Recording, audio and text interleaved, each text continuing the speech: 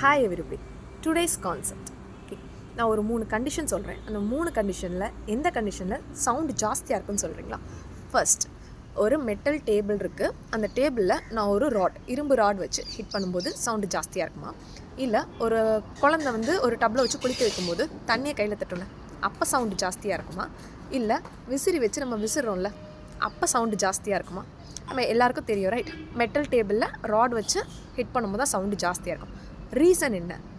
நம்ம சின்ன வயசில் படிச்சிருப்போம், solids are tightly packed, liquids அதை விட கம்மியாக ஸ்பேஸோடு இருக்கும், அண்ட் கேஸஸில் இன்னும் மாலிகூல்ஸோட ஸ்பேஸ் ஜாஸ்தியாக இருக்கும். ஓகே, ஃபஸ்ட்டு சவுண்டு ப்ரொடியூஸ் ஆகிறதுக்கான கண்டிஷன் என்னென்னா, ஒரு பார்ட்டிக்கல் வைப்ரேட் ஆகும், அந்த பார்ட்டிகளோட வைப்ரேஷன் அடுத்த பார்ட்டிக்கல் மூவ் ஆகும், அடுத்த பார்ட்டிக்கல் மூவ் ஆகும், அப்படி தான் சவுண்ட் ப்ரொடியூஸ் ஆகும்.